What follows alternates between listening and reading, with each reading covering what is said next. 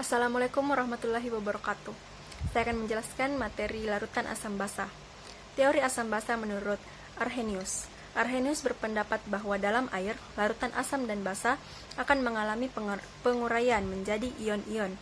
Asam merupakan zat yang di dalam air dapat melepaskan ion hidrogen atau H+, sedangkan basa merupakan asam yang di dalam air dapat melepaskan ion hidroksida atau OH-.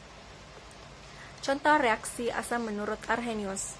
Asam klorida hasil reaksi dari ion hidrogen atau kation serta ion klorida atau anion.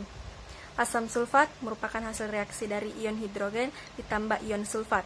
Sedangkan asam fosfat merupakan hasil reaksi dari ion hidrogen ditambah dengan ion fosfat. Selanjutnya, teori asam basa Bronsted-Lowry. Teori asam basa yang lebih luas tidak hanya terbatas pada senyawa asam. Dalam pelarut air dikemukakan oleh Johannes N. Bronsted dan Thomas M. Lowry yang bekerja secara terpisah pada tahun 1923.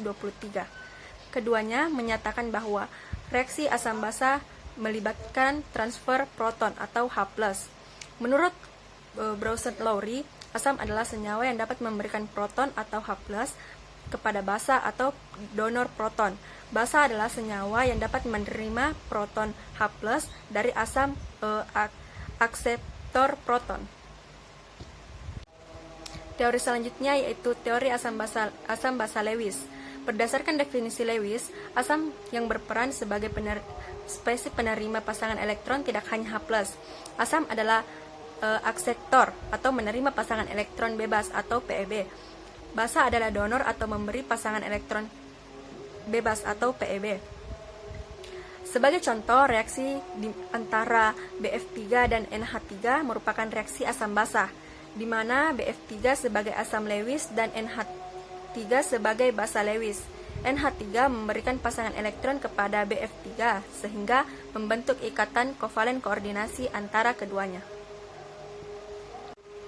Selanjutnya, ciri asam dan basa. Ciri-ciri asam. 1. Rasa. Masam ketika dilarutkan di dalam air. 2. Sentuhan. Asam terasa menyengat bila disentuh dan dapat merusak kulit, terutama bila asamnya asam pekat. 3. Kereaktifan. Asam bereaksi hebat dengan kebanyakan logam, yaitu korosif terhadap logam. Hantaran listrik. Asam, walaupun tidak terlalu ionik, merupakan cairan elektrolit. 5. Mengubah kertas lakmus biru menjadi merah. 6. Memiliki nilai pH lebih kecil dari 7. 7. Jika dilarutkan dalam air menghasilkan ion hidrogen atau H+.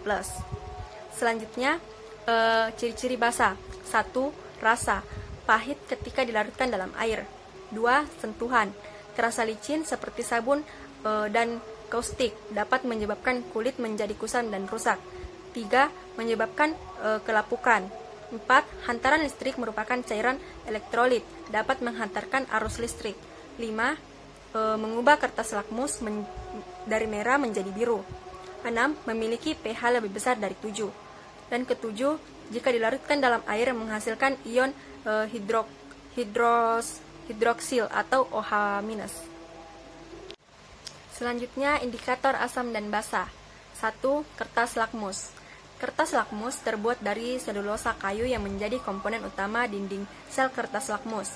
Memiliki beberapa kelebihan, yaitu praktis, mudah, murah, dapat merubah warna dengan cepat saat bereaksi dengan asam dan basa, tetapi tidak dapat menunjukkan nilai pH.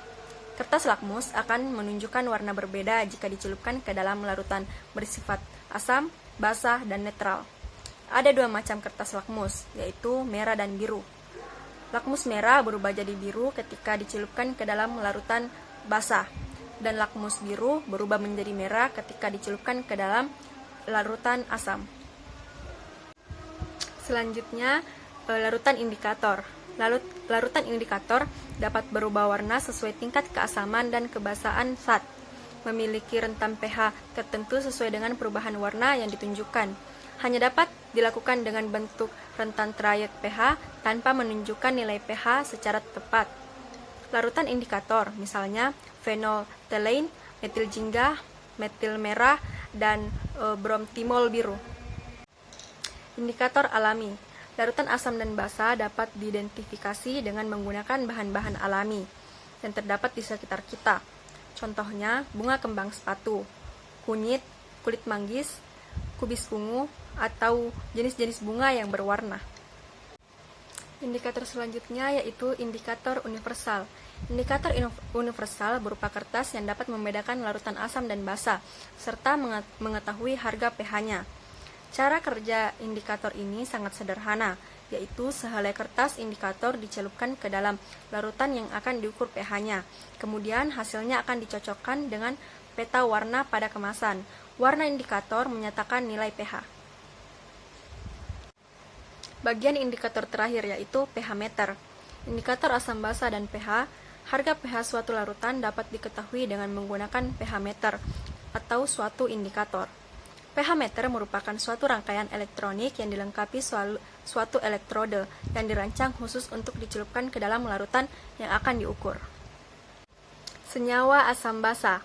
Asam dikelompokkan menjadi dua kelompok, yaitu asam organik dan asam mineral. 1. Asam sitrat terdapat dalam buah jeruk dan tomat, dan asam asetat terdapat dalam cuka makanan. 2. Asam sulfat untuk aki mobil dan asam fluorida yang biasa digunakan pada pabrik kaca. Basa. 1.